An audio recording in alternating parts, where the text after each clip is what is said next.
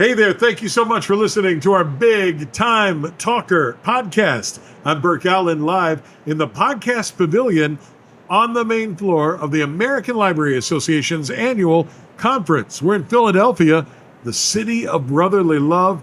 And if you hear all those people in the background, that's because there are thousands of authors, illustrators, publishers, book agents, and librarians. And those are the real party people who are just everywhere talking to authors and learning about the business of books. Now, we're lucky to have on the show today one of the authors who's here meeting folks, signing copies of her book. She is a New York City native, Dr. Natasha Cox Magno. She's been on our show before. She's not only an author, she's a researcher and educational specialist based in the Big Apple, New York City. The book is called A Purposeful Reading Journey with a Meta-Cognitive Approach. It is an Indie Book Award winner. Congratulations and welcome back to the show. Thank you. So, from the Bronx, right? Queens. Queens. Oh, I've already made a grievous error. No, not really, because I'm next to the bridge, so I'm not too far. Hey, so your background is in education, but what do you do exactly? Because just the title of this book makes me go, this is a smart lady. Okay, so my title in the Board of Ed right now is an intensive reading interventionist. And that means that we help struggling readers before we decide whether they may need an evaluation or not for more support. At what age? Well, I'm certified to do this program from 1 to 6. Okay. But it depends on the school that I'm in. So depending on the school, they may want me to start at second grade, and move up to find out who needs the intervention. So it depends. I think everyone would agree that being able to read is super important. Mm-hmm. You can't do that. You're not only fighting with one hand tied behind your back, it's both arms and both feet, right? Why is this still an issue in America in 2025? Well, people learn differently, right? So when people learn differently and they need different strategies or tools, it's not a one-time answer. Okay. Right? So in my book, we talk about reading comprehension because this book started out for me because I've noticed that there were students that can decode the words. They'll decode every word on a page, but when you start to ask them questions about what they have read, right, they were struggling. So this book really is for enhancing reading comprehension. Which is different than reading the words on the page. Right. Gotcha. The book, by the way, is A Purposeful Reading Journey with a Metacognitive Approach. What is metacognitive? What does that mean? Well, metacognitive, in this case, it means thinking as you're doing, right? So in this case, for this book, for comprehension, they may have like a worksheet with different questions, and as they're reading, you can put the question within the text to support the students with reading. Or even like writing down notes, but there's always questions that will relate to what type of note that you would write down. So like graphic organizers are very good for this type of enhancing. And reading for a purpose means they're going to be an overarching question that relates to the book. So at the end, the student will be able to answer the question or write about a specific theme or topic within.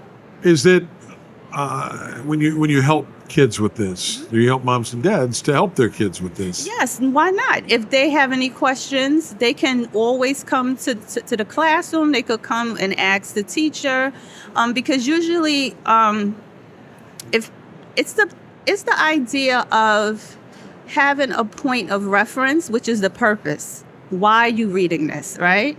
And then doing individual tasks as you are reading. And then at the end, you'll be able to answer the overarching question.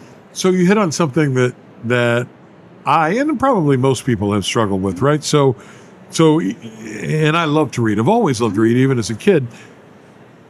if it's something I want to read, right? If I'm interested in a topic, fiction, nonfiction, then I'm a voracious reader. My reading comprehension is much higher than if I have to read something that is incredibly technical and is outside the sphere of anything I'm really interested in.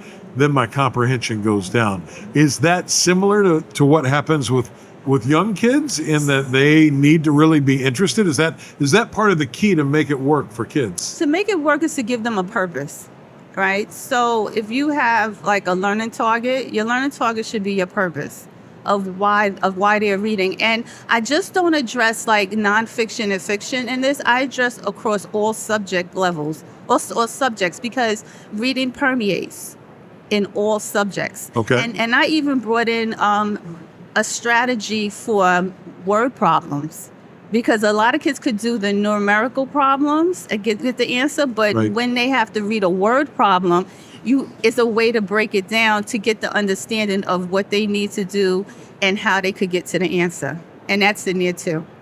So, Natasha, I can see on the other end of my podcast a mom or a dad who's listening right now, and they are worried. They're worried because their kid is just not getting it, and they should be able to read, and they should be able to comprehend what they're reading. What do Okay. you tell them? Well, I tell them like I said, every child learns differently. There are Right. different techniques and ways to support. What would I tell them? I'll tell them, don't worry, we'll find this, we'll use strategies, and don't worry about the lexile levels. That's the level of where the child is able to like read and comprehend, because as they have to learn the skill. Once they learn that skill, whether it's a high comprehension or a low comprehension, or not low comprehension, a high lexile level or a low lexile level of a book, which means like a kindergarten book or any book, or even like reading a newspaper, to them, because it could be you reading to them, and that's where it starts, right? With the comprehension. Or it could be them reading to you as well. So I would tell parents, sit down with the child, get a book that they're interested in. You get a book, the parent get a book too, and just have an overarching question. And just read. And as you read, you stop and you discuss what you have read, and that helps. So that's interesting that you say, don't get too hung up on those benchmark numbers. I remember, when my little boy was growing, the pediatrician would say, oh, he needs to hit this benchmark. He should be sitting up by this time. He should be. But you're saying when it comes to reading comprehension, don't stress too much about that. No, because it's the understanding of what was read. It's not, and they will grow, because you may start at a certain lexile level, and then you may get another book that's just a little more. And then it's about learning how to look at the book, how to look at the words. What is the author telling us? How is the book organized? Like, is it compare and contrast? Like, it has a lot of dimensions in the reading comprehension. And it's just being able to identify the structure of the text, or identify where we could find the answer to the purpose. So, I mean, think about it. I remember when we were young, we'll sit up there and read the cereal boxes. Yes, right? That's right. Right. So we had a purpose, like whatever we want to know what toy was in there, right? So we had a purpose. That was that was my purpose. Find out what toy was in there. Speak for yourself. So it doesn't matter what you read, as long as, if it's too high, then I would tell the parents to read to them and then talk about it. If it's just on there, just right, then the parent get a book, the child get a book. Maybe one person will read a page and talk about the page, and the next person will read the page and you'll talk about that page, or, things of that nature. Make it fun, make it interesting. Were you a reader when you were young? Yes, I was a reader. I learned to read. Yes. But did you enjoy it? Yes, I did enjoy it. Okay. But I only enjoyed certain things. Right? So it's like we were talking about. Right. I enjoyed certain things, but when it was weird. When I got to certain ages, it looked like I soared. Like everything just started moving up faster, because I was learning how to look for what I needed to within the text. And that's what happens to kids. Natasha, you have been doing this for a long time. Thousands of kids. Yeah. Thousands upon thousands of kids. And I love them all. Yeah, there you go. No favorites. Good No for you. favorites. No favorites. Are there people that have your job in other areas? You're in New York City. You're in Queens. Is there someone who has an equivalent position to somebody in a small town in Montana or Iowa? I mean, and where I'm going with this is we have podcast listeners all over the world. If they need to find you or someone like you, are there these reading specialists everywhere? Yeah, there is. There are reading specialists now. From what I'm understanding, that they are really looking at kids that are struggling, and they're using systematic and explicit instruction for them, which is very, very good. And you could, there's people all over in the school districts for this type of work, and they're looking for people for this type of work. So it could be a career opportunity as well. Yeah. You love kids, you want to help them with their reading and their reading comprehension. Yeah. You've done a couple of books. The one we're talking about today is A Purposeful Reading Journey with a Metacognitive Approach. And then you have this other one, this Educational Organizational Puzzle. Okay, so that one Yes. has to do with learning. Okay, so this gives you ideas, right? Right. So every organization is different, right? So this one will give you ideas on how to collaborate within your organization to strengthen infrastructures, right? So when you strengthen infrastructures, it supports learning, and it increases the learning of the children, because you're learning what the children need and what the school needs and what may be equivalent for the school. So, example, if you see something working in another school, you may a group may come together and say, "Hey, how can we use this in our school? What do we need? Do we have the tools?"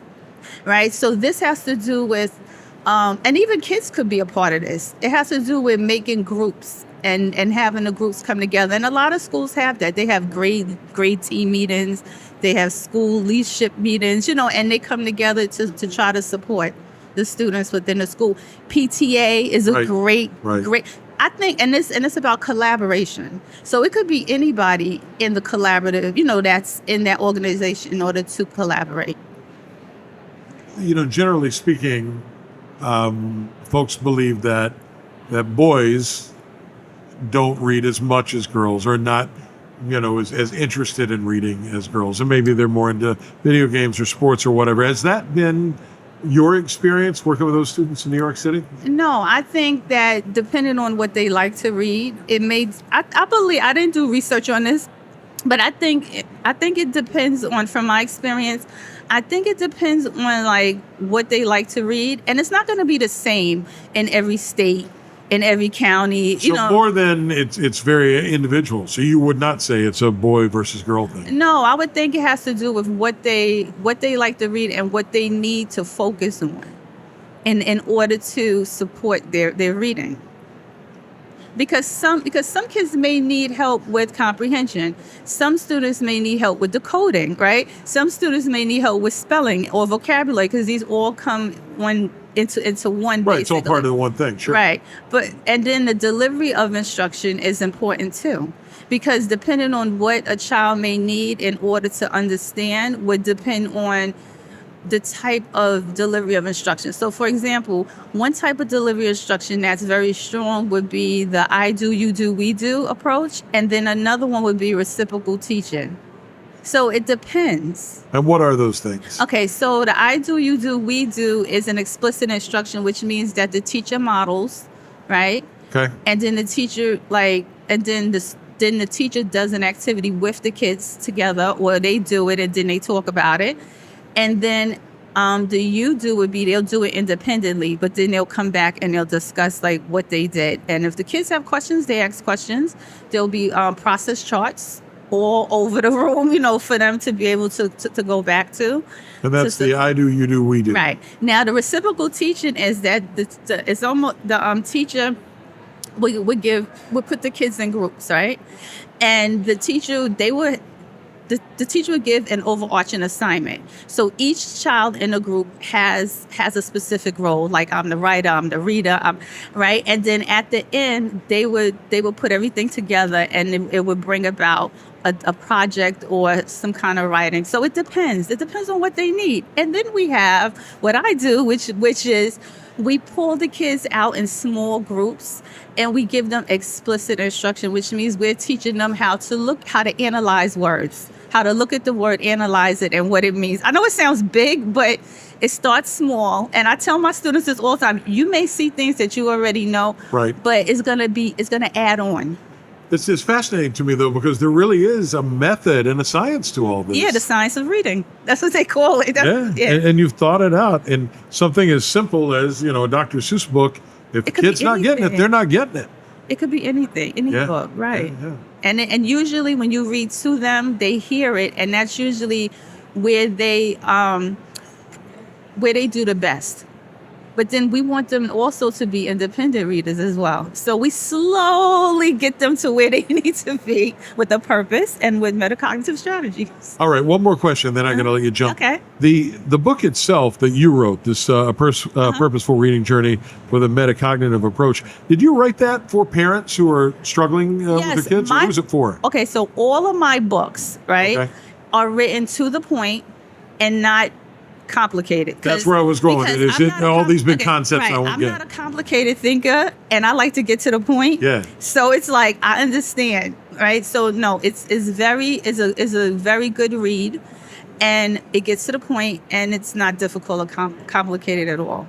That's huge, because I would think, and this is a generalization, that lots of kids who have challenges reading may have parents who are also challenged as well. Maybe, yeah. That's so you don't want it to go over their heads, right? But, I mean, it's not going over anybody's head. It's just like. It's just like I want them to just know. I want them to know. It's not, trying to get anything over anybody's head or anything. No, I just want them to know and to understand, because I'm a thinker like that. Like, I'm very a structured thinker, and I don't like complicated things. There's light at the end of the tunnel. Yes, I have hope for everybody. She's a hopeful author. We love that. And she's also an award-winning author who helps you help your kids with their reading comprehension. It's high calling, and I appreciate you doing it. We love our teachers. Oh, thank you so much. Thanks, Natasha. That's Dr. Natasha Cox Magno joining us from Queens, New York. Yes, Queens, that's right. New York, yes. All right. Hey, thank you for being here. Let me give you All right, now listen, before you leave, I got to thank our sponsors. You're going to help me with this. How do I do that? All right, so I say, thank you, Headline Books. And I'll say, thank you, Headline Books. That's right. And I'll say, thank you, SpeakerMatch.com. And I'll say, thank you, SpeakerMatch.com. And I will say, thank you to my incredibly handsome show producer, Joseph. Yes, Joseph is very handsome. Thank you, Joseph. Thank you for listening to the Big Time Talker podcast. We have new episodes every Tuesday. Well done, young lady. Thank you. That's Dr. Natasha Cox Magno. Wherever you go, whatever you do, make it a great day. Thank you for listening. Bye, everybody. Bye-bye. See you soon.